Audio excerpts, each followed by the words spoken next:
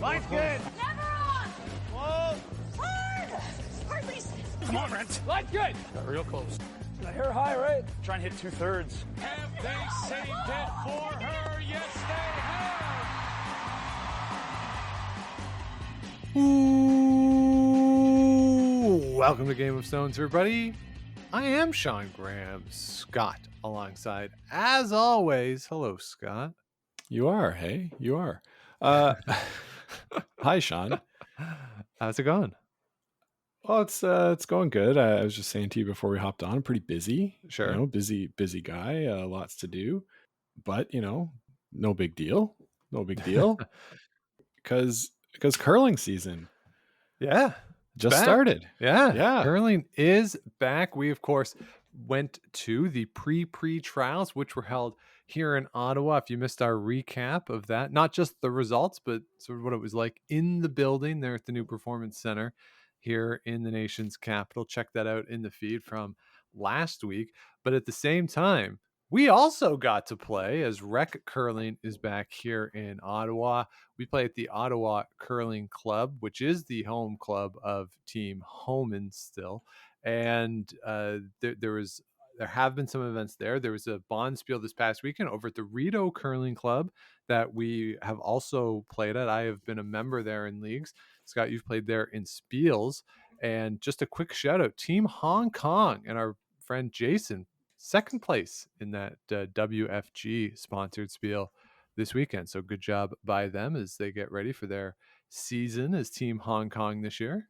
Mm-hmm. And I heard Brad Jacobs was in the building. He was with his gold medal. Mm-hmm. Yeah. So very exciting times over there. Also kind of makes me optimistic that perhaps, just maybe, our Spiel in January that we always play in could maybe go ahead. Yeah, that'd be fun. Yeah. Get the gang back together. Yeah, after a year off from that last year. So it is all starting to come together. And we have played a couple games now together on our Monday team, Scott. And we wanted to talk a little bit about what the experience was like for us to play. We talked last year about the rules that were in place, the distancing, the masking. Now, this year, of course, it's very different because here in Ontario, where we are based, there is the mandatory vaccination rules, which do exist in a lot of other provinces across the country. So that has changed a little bit about the curling experience during COVID. So we called up our friend Maegan Hough, who is on our team on Monday. She's also the convener of the league, been on the show a couple times before. Wanted to talk to her about what her experience was, both playing with us on Monday. She also curls in a women's league on Tuesday night. So I had the chance to talk to her earlier. And Scott, she had some very interesting things to say. So let's get right to the chat with Maegan, and then we'll come back and hear what you think about the return to play. Sounds good. All right, so here's my chat with the great Maegan Hough. All right, and Maegan Hough joins me now, convener of the Monday League at the Ottawa Curling Club. Maegan, how are you today? I'm doing very well. Yourself? I am doing wonderfully. Beautiful day here in the nation's capital, and we played earlier this week, our first game back. You've actually played twice. You played the next night in the women's league. So we just wanted to talk a little bit about how we felt being back on the ice at the rec level, some of the rules that are in place to try to protect everybody. Now, I will preface this conversation by noting that these are Ontario specific rules that we have to abide by here in Ottawa, but some of the things exist all across the country and in some of the places in the United States where I've seen. So this is more of a general conversation about what's going on at the rec level and how we feel participating in curling matches as we hopefully start off a full season. So Maegan, just in general, could you tell me before Monday night, which was our first time out, what was your feeling going into this season? I was really happy and excited at the thought of knowing that I'm going to leave my house twice a week. So that is maybe first and foremost for my own mental health and physical health. So excited about that. Excited that we are able to play a much more normal season than we had last year. We can have two sweepers in Ontario. We can have we were able to have full 2-hour time slots because the rules about how many people are in a building or how many people can be in one area at a particular time have been loosened just enough that we don't have to shorten the draws in order to have, entry and exit procedures in place. So I was excited to come back to something somewhat more regular. And I always love being on the ice. So just happy that we're getting to curl again. Okay, so that's kind of, I think, where my head was a little. I was a little apprehensive too, just after having seen what happened more in the men's league than in the open league that you and I play in. Just the lack of concern for a lot of the rules that were in place last season. I was curious to see what would happen this year. We should note too that where we play, it was announced before the provincial government put it in place, but there is a vaccine mandate to get into clubs. So everybody did have to show proof of vaccination to play.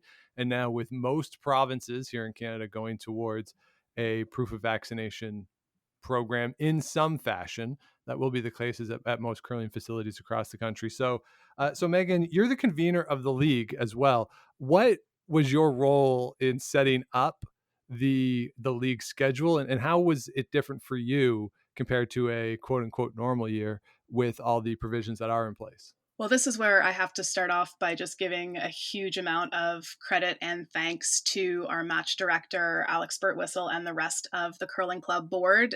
They really did all of the heavy lifting on figuring out what is permitted, what isn't, scheduling, getting the teams together. Dalal, our manager, as always at the Ottawa, does a fantastic job matching teams, making sure we have full leagues, getting people into the club as either new members or returning members. So that really is the heavy lifting, and that gets done by other people, and they deserve a huge amount of credit for it. My role really is when it comes down to the schedule itself for Monday night. So making sure that all the teams play each other, figuring out who's in which division. So we're in an open ladder-ish format. So we have 4 flights, 24 teams, 6 teams per flight.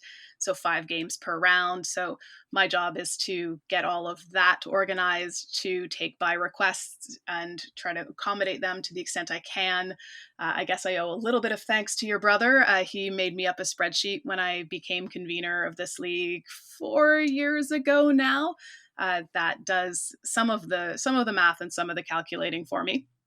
That's really my role. And to answer questions, if a team can't make it, can they reschedule, work with Dalal to try and find an extra spot, that kind of thing. And so this year, one of the things that was a little more complicated, and there is a glitch in the system that I've got to spend some time before our next game to fix, is it was decided that in order to try to continue to minimize touch as much as possible, foamite transmission is relatively low in this pandemic, but still, let's not take any unnecessary risks. So the club decided to assign hammer and assign rocks to teams. And so to try and even that out, when you have, a 5-game round, it's not going to be even, but to try and make sure that everybody gets either 3 or 2 hammers and nobody gets 4 or 1 or 5 or no hammer.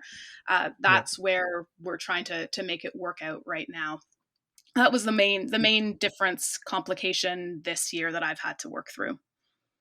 Yeah, it's interesting to me too to think about, say, the trying to minimize touch points, which I get, just in general as a principle to keep people healthy. Like even in normal times, you should probably reduce touch points, especially in the wintertime. So this is something that usually there's a coin on the end boards, or I know some curling facilities have wheels that you can spin. Like there's 100 ways to do it. And yeah, you could just do rock, paper, scissors rather than have to go through the trouble of assigning it. And colors, like I'm sure there are some people who we play against who will swear that they track rocks and they know exactly what each set of rocks is going to do. I think that's nonsense at our level, that nobody plays enough with the rocks to really know what they're doing, and no one's really paying that close attention, especially that everyone throws differently. This isn't the Briar or the Scotties where I think you might be able to track rocks, not so much at our level. So it doesn't really make that much of a difference, and it just seems like an additional headache for really little gain. Yeah, and we were talking earlier. There's something else that it took me a while to figure out why I didn't like assigned hammer, and I think what I'm missing is part of the game for me is kind of your this is a collegial sport, so I love the fact that you actually have to work with the other team to get the game started. So your Mhm. vice or your lead, depending on what part of the country you're in, has to flip a coin with the vice or the lead from the other team, and you actually have to work together and kind of say hello and cooperate in order to start the game. And I like that. I think that's part of the culture of curling, that we're not just kind of two teams in our own silos. We actually are on the ice together. And the Yeah. other thing that bothers me is also when you assign hammer, as I was saying, it can't be 100% even just because of the size of our particular leagues and our flights. And so if it can't be perfectly even and perfectly fair, I would rather let it be chance. I would rather play rock, paper, scissors, or, we flip a coin, but you have to bring your own coin, so you're not touching a common coin, something like that. I personally hope we can go back to in a year or so when things are hopefully either over or we've reached a steady state with however COVID is going to affect our lives. Yeah. So another thing that is related to that is that the Ottawa facility, and I think this is the case at a lot of curling places around the world, really, is that we're starting to shift more and more to online ways of doing things. Certainly, schedules where we are, and I know other places where I've played, we're already posted online, but now it's online only, online recording systems for scoring, as opposed to the little pencil on a string on the bulletin board after the game where you put who wins. So we're seeing facilities shift to more of the online way of doing everything. It's a little behind maybe some other sports where this was already the case, but certainly we're seeing this locally. We've seen it more and more. How do you feel about the shift to online for so much compared to what it used to be? And frankly, catching up potentially to other forms of recreational activities in that regard. It's a very leading question, but I agree with you, so I'll allow it. No, I think we are catching up. I love moving things online as far as recording. I think it helps simplify things a little bit on the back end. I don't have to either wait until the late draw on the Monday of the end of the round is over and stay and take the sheet, or wait for it to get posted. It can just kind of happen much more automatically, eases the burden a little bit on the manager or whoever is helping the manager to post them, to kind of take the manual score, put them back on. So I really enjoy that. So whether we can trust everybody to keep the link handy to put in the fillable form, or whether we're going to have to do, as I think the Rito and other clubs in town, they actually have a station set up. So again, Mhm. that's maybe not right now because of all the touches, but maybe in future you can go to a point where people just input it right then and there on the spreadsheet as they come off the ice, directly up onto the system. The one thing I do miss, we have a beautiful board at the Ottawa that is set up for each game and each draw to say this team versus this team. I kind of like having that because, quite frankly, I don't like having my phone on the ice. So if I didn't think to check, or if I forgot who I'm playing or what sheet I'm on, I kind of like having it right there. So that might be something that we can go back to. But as far as recording the games, oh, it's fantastic to see it up online and to have that happening quickly. Yeah, and it's just easier to, if you're trying to figure out at the end of a draw, like who's might move up, who might move down, having it all there in real time or nearly real time, it makes that a lot easier. When we play that game of what's going to happen, and like usually like never turns out the way we think it will. So, but it's fun to play the game. It's the who's doing what. So another thing that you noted too. Now, the four of us who we play on Monday nights, and this does include Scott, who is bailed out and just crushed our dreams today. He we play also with Chris Griffin, who is an artist here in town. If you want to check out his stuff, it's always really fun to see Amazing the new stuff. stuff Yeah. coming out of christophergriffin.ca. Shout out there. And we decided last year, when it was possible to stay after the game for a drink, the four of us decided as a team we weren't going to. So none of us did, at least on Monday night. And the rules in Ontario right now are such that you can dine indoors. So the clubhouse is open for post game socializing. We did not do that on Monday. I think partly because we went out before the game to a patio, and partly just I haven't eaten inside yet anywhere, so I'm not sure how comfortable I am at this point. But one of the changes that comes along with that, the club is recommending that nobody buys drinks for the other team, right? One of the great traditions, Mhm. certainly in Eastern and Central Canada, not so much in Western Canada, but Mhm. is the winner buys for the loser. That's just part of the congeniality of the Yeah. sport. And in Western Canada, at least in where I've played in Saskatchewan, it's always been, you buy your own, but you still sit with the team that you played against. But Mhm. that whole socializing post game thing certainly has changed over the last year and a half. So what is your initial reaction to that? How has your women's team responded to the recommended changes by the Ottawa Curling Club? And just what is your overall feeling about the post game environment as we sit here in late September 2021? Well, I think also we played the late draw on Monday, so Yes. it's not always appealing to get off the ice at 10:45 and have a half hour walk home and stay for a drink. Yeah. So, Yeah, but we and sorry, and I would also like to say we played a full 8 ends for the first time we in, did. well, 18, at least 18 months, and probably even longer because in the month leading into the closure in 2020, we were just getting drilled every week. So the odds of us having played a full 8 end game, it might even be like 2 years since we played a full 8 end game, and we didn't need to mathematically, but I don't begrudge the other team. We were up by 5 and we ran them out of rocks, but we played the entire end because we haven't played any, like, really in a year and a half. So why not? But so it was a little later of a finish than maybe we might have expected. So that does factor into it for sure. But sorry to cut you off. Yeah, no, that's okay. Though we actually played that game within 2 hours, so that was actually kind of fun. Yeah. But my ladies team, we did get off the ice a little bit early. But if the ladies at the Ottawa plays at 6:30 every week, which makes it a little bit easier to stick around for a bit afterwards. So the tables are set up so that you there's one person on each side of a square or kind of separated on a round table. So and just your team. So it was quite comfortable actually for the four of us to sit and chat. And we have a new teammate this year, so it was great to spend a little more time getting to know her. And so that wasn't too bad at all. And we have quite a large area. It's used as a banquet hall sometimes, so for people to picture. So the tables themselves were also spread out. So I didn't feel uncomfortable at all sitting there with my three teammates. I'm not sure if the tables are a little more crowded and you have your other team, your opponents with you. It would definitely have felt a little more crowded. I might have stayed, but maybe not as long.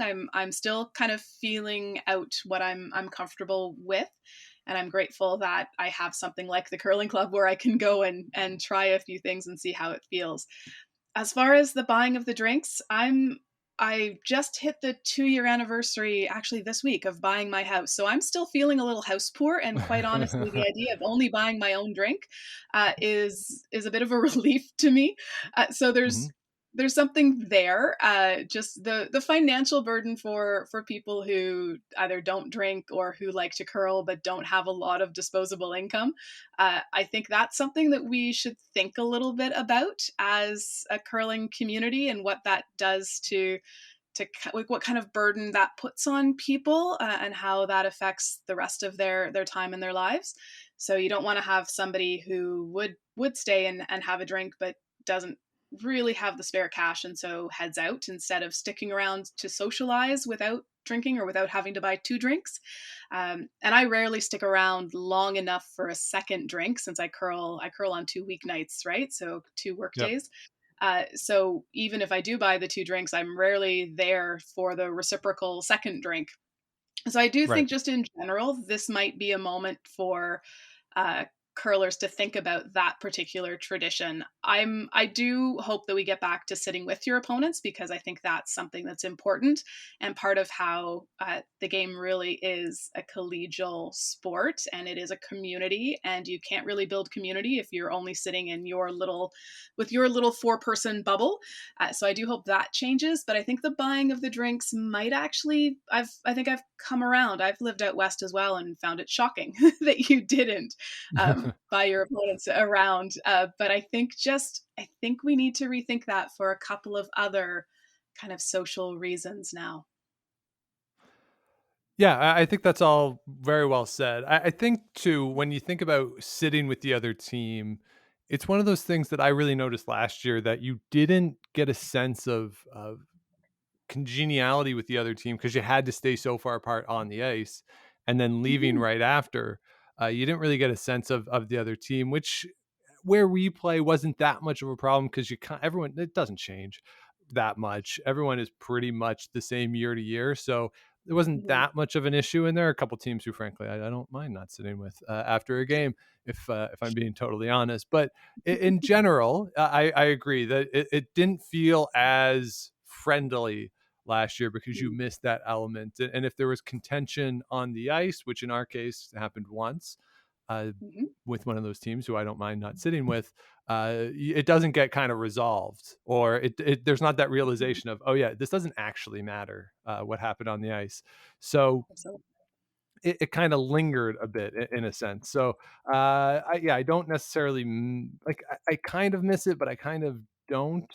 And in terms of the finances, yeah. So I keep a spreadsheet of all the games that I play, just because I'm curious at the end of the year, wins, losses, points for, against, and then I also keep a tally of what I spent at the bar Mhm. because that feels like a relevant detail. And I keep track of all the spending associated with curling, but I have a specific category for the bar. So in the 2019-2020 season, the season that was cut short, in all of my trips to various curling facilities around the greater Ottawa area, I spent $465 at the bar. And so that's buying drinks for myself, buying drinks for other people.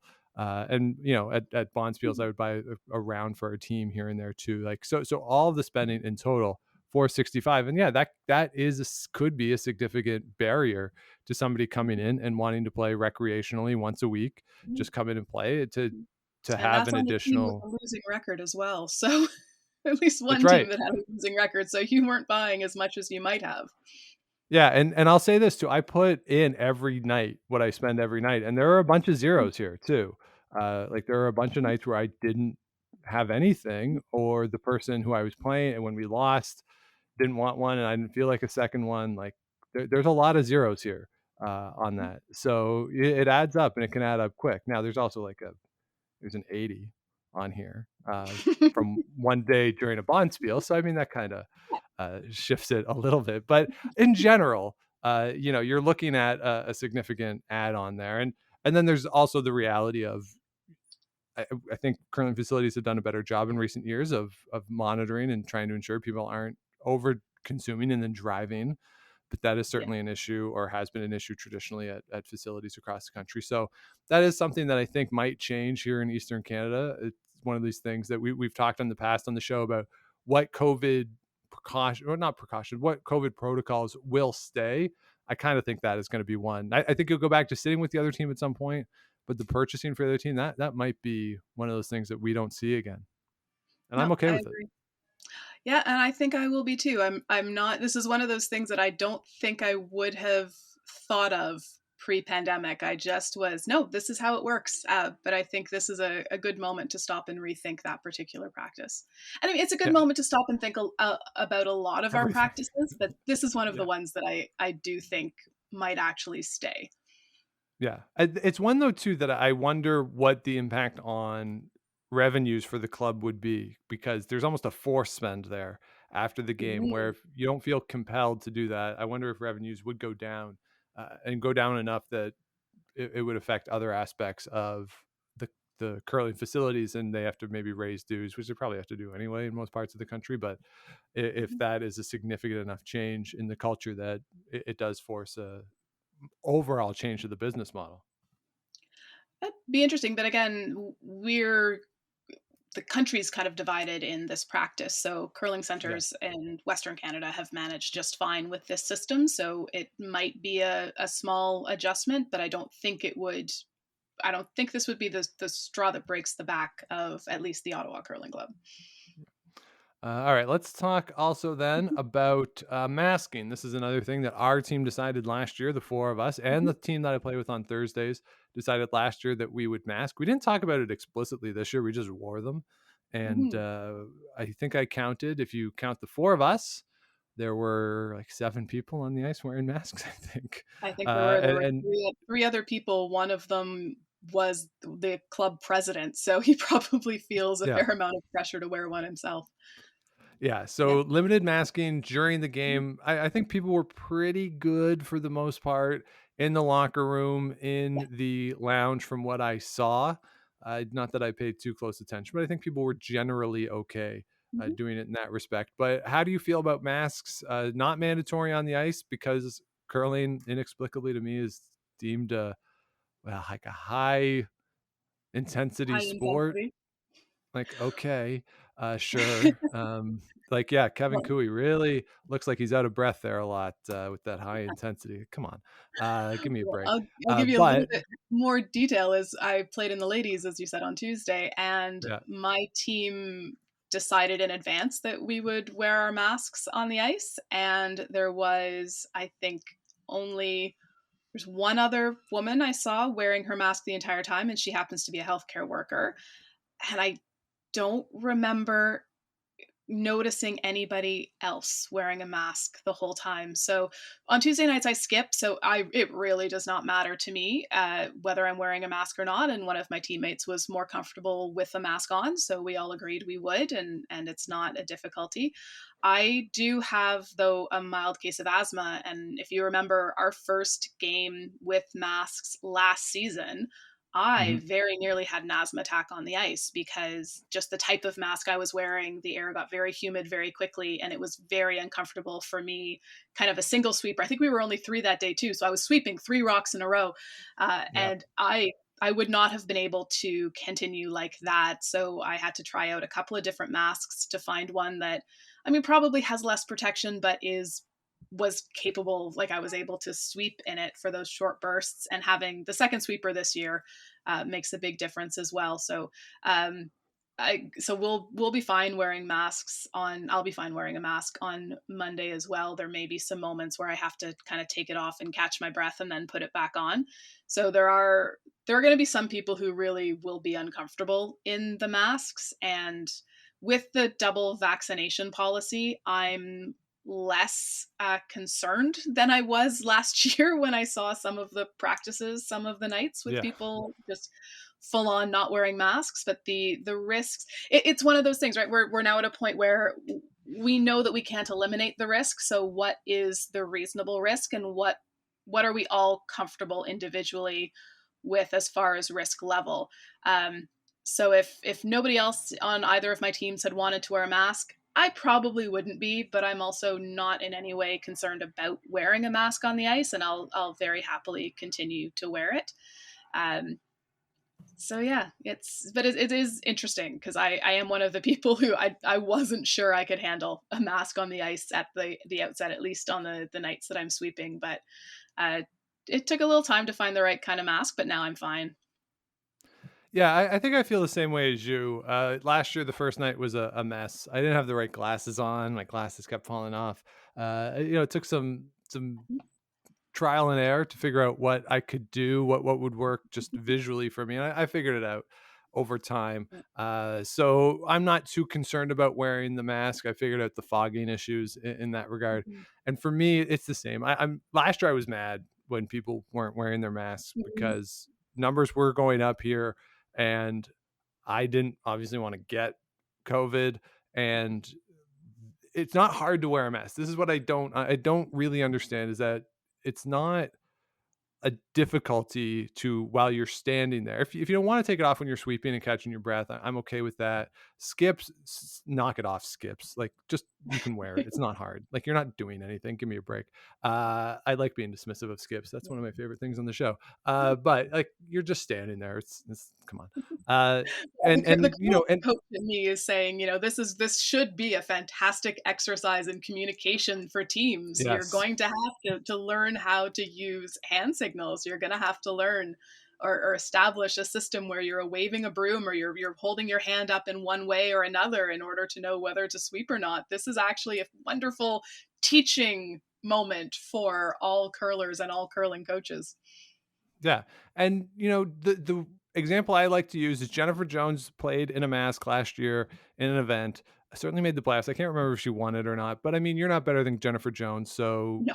and she can wear a mask and skip, so you can as well. But again, I don't feel as angry this year or as apprehensive about people not wearing masks because of the double vaccination policy that's in place. But part of it too is, it's the risk assessment as you were talking about. What risks am I comfortable taking? And also, who am I comfortable taking that risks for? So it's a case of recognizing that there is going to be risk in play. And I don't want to have to be stuck in my apartment for 2 weeks. Like that's honestly kind Mhm. of where my head's at with it, right? Like my apartment sucks and I want to leave it. I used to love it. I've fallen completely out of love with my apartment, but it's one Mhm. of these things where, what risk is acceptable to me that could cause me to stay inside for 2 weeks? And to be honest, playing against Team McGurr isn't one of them. Like, so, so I'm going to wear the mask out there because that's a place where I can do it. For me, it's relatively easy.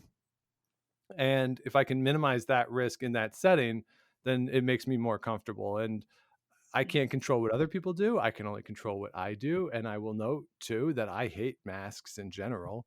I don't like wearing them. It's not fun to wear them, but it's also not difficult for me to wear them. So I will continue to wear them, and I'm happy that my team at least will wear them because you can kind of keep distance from the other team a little bit A little bit, yeah. and just sort of do your own thing. So that's the way I look at it. And I do think that just from a curling perspective, the additional challenge of communication, as you said, I think it's actually good for us as a foursome to maybe be more conscious about how we're communicating or frankly how we're not communicating.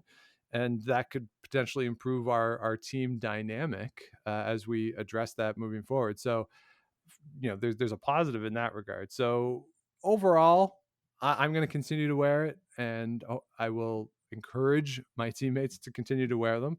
But as I said, I can't control anybody else, so that's where we sit with that. And I think that's going to be the case pretty much at all facilities across the country, and certainly in the U.S. Depending on what state you're in, I'm sure there would be a different level of mass compliance. And in Europe, I'm not entirely sure what the rules are over there, but I think that's going to be the case moving forward, that it's really going to come down to individually what people are comfortable with, what you are comfortable with going out there and doing, and making sure that you feel that you are as safe as you can be, and you're comfortable playing. And that's, I think, just moving forward, how we're going to have to deal. Because as you said, COVID is here. It's not likely to go away, certainly in the short term. So we just have to assess how we want to address it in our own individual risk assessments.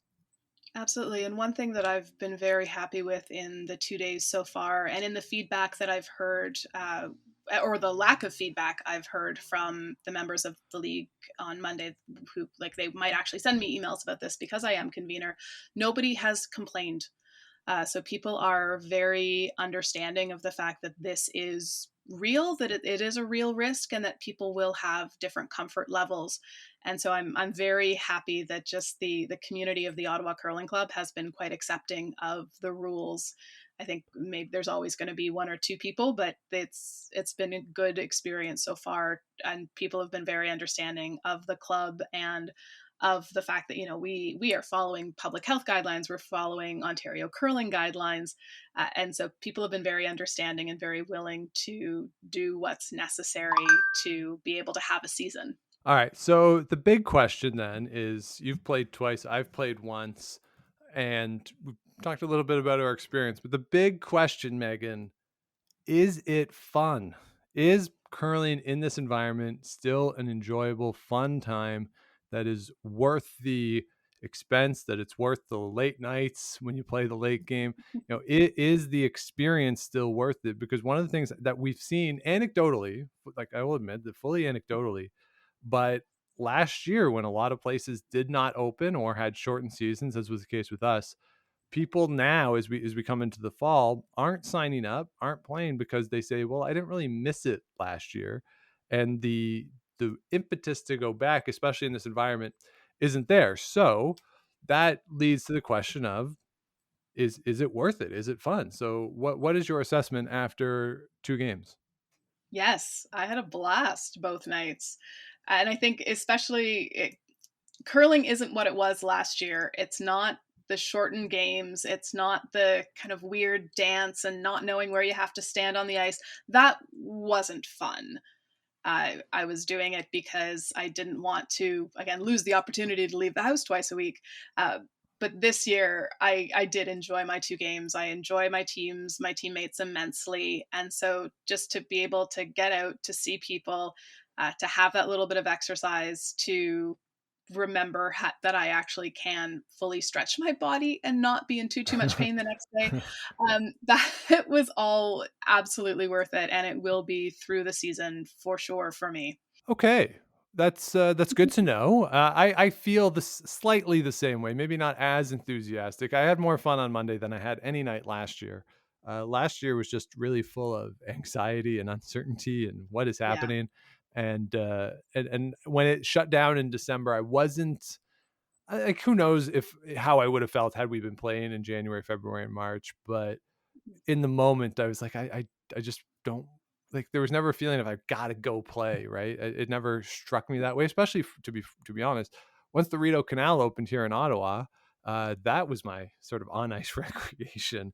Not that we had a great canal season here, but that provided that outlet for me, and it was outdoors, and it made me feel slightly more comfortable. But yeah, it was way more fun on Monday night, and I gotta say, like, and I don't know why, but not having to like go upstairs and like already be dressed in your stuff before you go, like, that little thing helped. It made it feel slightly more normal. Mhm. In that sense, I felt like there was more discussion amongst us, more casual discussion than there was last year because of the spacing issues. So I agree that it was more fun. We've learned a little bit how to deal with everything around COVID. And so the experience was not as much of a learning experience on Monday, but more of a let's just go play experience. So I agree in that regard. I do think it'll take a little more time before it gets to a greater semblance of normalcy for me. And I'm curious to see what the men's league is going to be like. I haven't had that first game yet.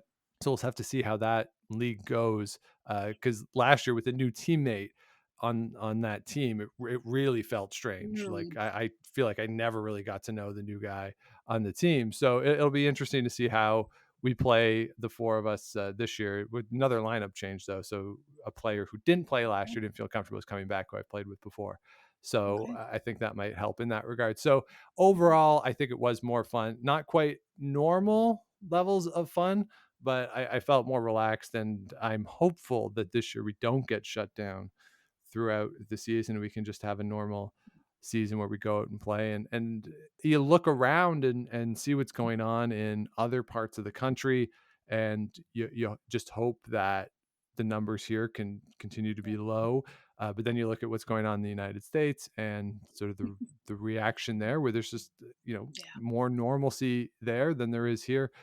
So who knows what's going to happen? But at least now, in the short term, as we sit here after the first week, a greater level of fun.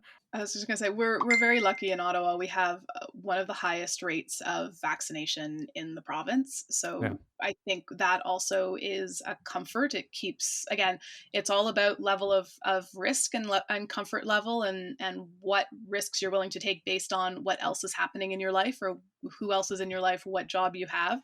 But that's an added level of comfort that we do have a very high vaccination rate in Ottawa. Yeah, nothing like being a government town and everyone following the government's Yeah. rules, because they're the ones who set the rules. So of course they're going to follow them. Yes, but Ottawa does have a high vaccination rate. And just finally, a little curious too that you said you had a lot of fun on Monday. You couldn't walk on Monday. I know my shoe just awkwardly, I don't know if it was the sock, whatever, there was a blister and it was gonna, yeah. So skipping on Tuesday helped that, and I'm sure I will either have a very well padded heel or have a healed heel by the time Monday comes around. Good, because it started with your gripper, your non-sliding foot. You were And slipping all that was over the place. okay yesterday. So I think Okay. it's one of 2 things. Either having my curling shoe in a very dry basement for 18 months just kind of impacted the stickiness. of my gripper foot, or it was the fact that I haven't worn real shoes on a regular basis in 18 months, and I just had completely forgotten how to walk in real shoes. So one of those two things caused a bit of awkwardness on Monday night, Yes. which did not take away from the fun of actually being out and on the ice. Yes, and it helped too. I posted a picture on the Game of Stones Instagram of the scoreboard. It was a weird scoreboard, but at least we were on the winning side of it, where both teams give up fours back to back, and it was a scoreboard of teams that hadn't really played in a while. Yeah, it was fine. And we looked across the board, and there were several very high scoring games, right? So Yeah. I don't think we were the only ones in that situation. So yeah, it was very strange. So that is our experience coming back to play. Hopefully everyone out there feels safe and secure as well. So Maegan Hough, thank you so much for joining us today, and all the best in the 2021-2022 curling season.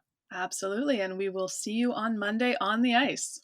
All right, so there's my chat with Maegan Hough. Now, Scott, unfortunately, you were previously engaged during that discussion. So, curious to know what you think after having listened to that and just what your experience has been. We have played another game since I talked to Maegan. The result of that game is not important, but we did play another game. So, Scott, what is your initial sense being back out there? What's your comfort level? How are you feeling about this 2021-2022 recreational curling season?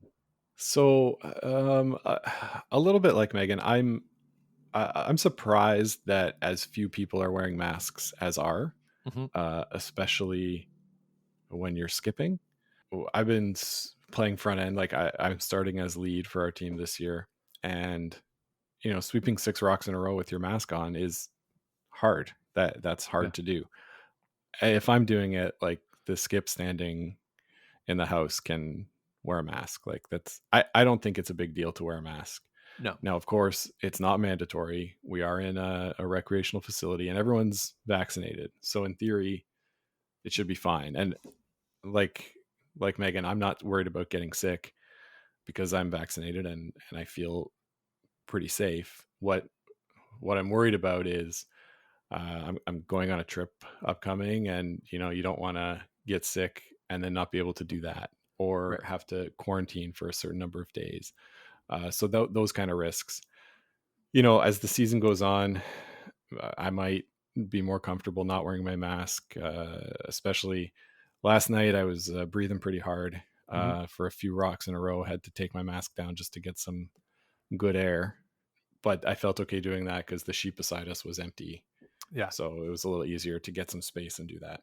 For sure. Yeah. Yeah. And you were, I mean, come on, there was at one point you're like, well, this rock's not getting in when we were sweeping together. And I was like, well, the hell with you. I'm just going to get it in myself.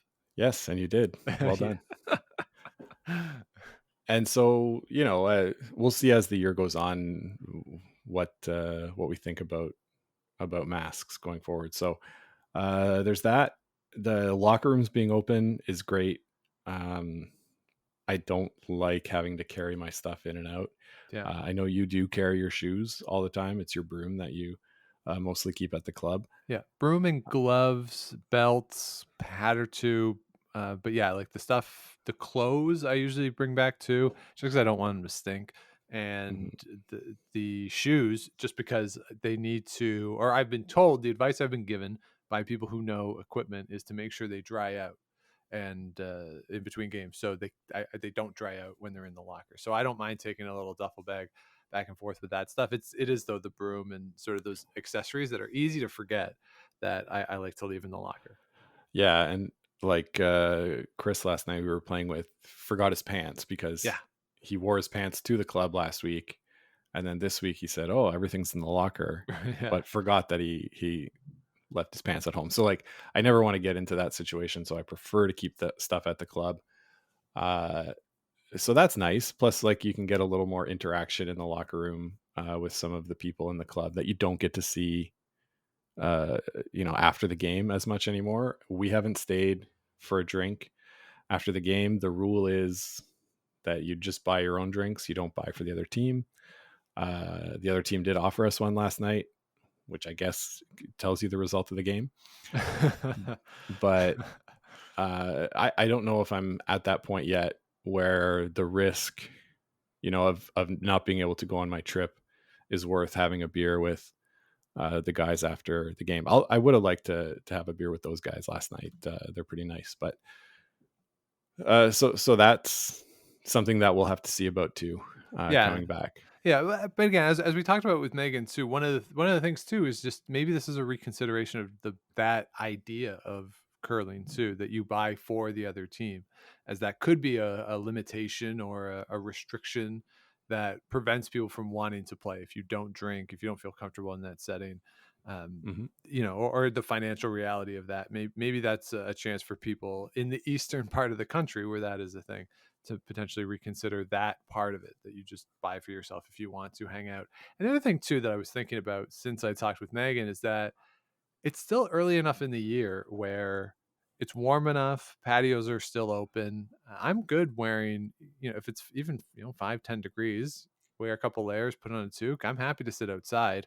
And especially given what we all went through over the last 18 months, and where I live, what my living situation is without having outdoor space, I'm good to go do that. Like after, say, an early game, walk a block over and sit in a patio somewhere is more appealing to me, just not even from the safety side of it, just from the I've been inside for a year and a half side of it. Yeah, and curling facilities are generally, dark. Yeah, because they can't let too much sunlight in because it can go into the ice. So for sure.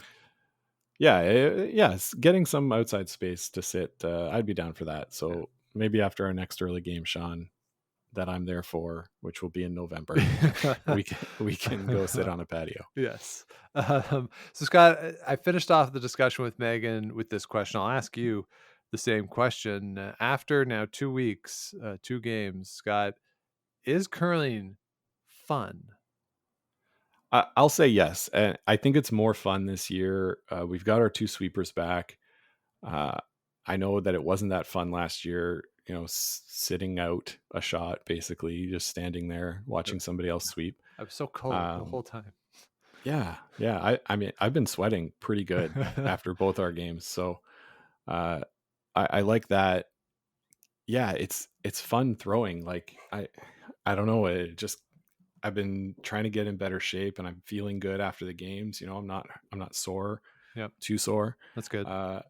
And I don't know, Sean, playing lead, the shots are pretty easy. So it's kind of nice. I feel like pretty proud of myself. Oh, I made my shots. Yeah, pretty good. But and when you miss, it doesn't feel like it matters as much. Yeah. Like I hogged one last night, but it's because we were on a spot in the ice where it had been lightning for us when we were sweeping. So yeah, that's pulled back a bit. Yeah, that's why it was hogged. Yeah. Okay. Well, I pulled back a bit, I guess, and there you go. Yeah. So, well, it's good. I'm glad you've enjoyed it so far, and you mentioned now you're going to take a month off from playing after the first 2 games. We'll note this is not a vacation trip. This is a work thing that you have to go take care of. So it's not like you're living high on the hog and sort of flaunting any sort of travel rules. This is a requirement for your profession. So just sort of note that. But yeah, it's interesting to sort of think that even after 2 weeks, it is very different from what it was last year. And I know that across the country and across the United States and our friends in Europe, different local situations at different places. And as we talked about last year, our main message would be do what you are comfortable with, follow the local guidelines, whatever those are, for safety, and try to have as much fun with it as you can if you're going to go and play, because the sport itself is still the same as it ever was. Each team gets 8, you throw them up and down, and you see who has the most at the end. So the things around it are a little different, but incrementally, at least in our case, it is getting better. It is starting to get a little more fun, starting to feel more comfortable out there. And hopefully we can get a full season in here in Ottawa and around the country and around really the world as we go through this 2021-22 season. So that's our take on it. Scott, any last words for anyone who may not have stepped out there yet? So any sort of tips? Stretch would be my tip. Yeah. Just, you haven't used those muscles in a while. Make sure you stretch, but remember to have fun. Curling is fun. And For me, like it's been a good workout Yeah. the first couple weeks. Yeah, you forget how hard you work when you're out there, when you haven't done it in a while. And don't be weirded out if the scoreboards look pretty strange in terms of who scores when, because if you haven't played in a long time, those scoreboards are going to look pretty wonky for a while, as was the case with both of our games, really, Scott. Yeah, both our games pretty strange. Yeah, so good curling to everyone out there, and that'll do it for this week's episode. Thank you so much for listening, everybody. If you have not yet, please do subscribe to the show wherever it is you get your podcast. Do the likes, ratings, comments, always helps beat those algorithms, helps other people to find the show. Of course, you can follow along on social media at Game of Stones Pod on Twitter and Instagram, and head on over to GameOfStonesPod.com where you can find all of our past episodes, plus the merch tab with the hoodies. Scott, you're still enjoying your hoodie? Yeah, still liking the hoodie, feeling cozy. That's good. And a special shout out to Andrew Farrell, who's trying to bankrupt us by putting in a big order.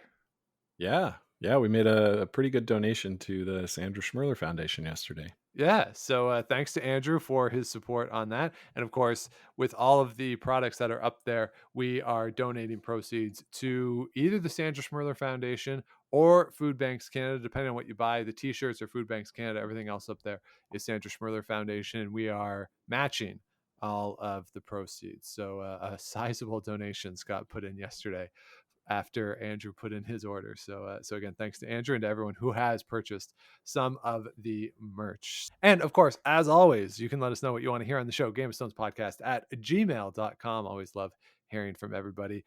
As maybe we'll need some ideas over the next few weeks, Scott, because I'm going to be flying solo potentially here. Yeah, I will try to catch some stuff, but yeah, you might be on your own there, bud. Yeah, so we haven't looked at our production schedule in a couple weeks, so we'll figure it all out. But regardless, if Scott's here, one of us, something will be here for you to listen to, and hopefully it'll be good. So keep an eye out on the feed, and we will certainly be back with you with something new next week. But until then, keep those brooms on the ice and don't dump that intern.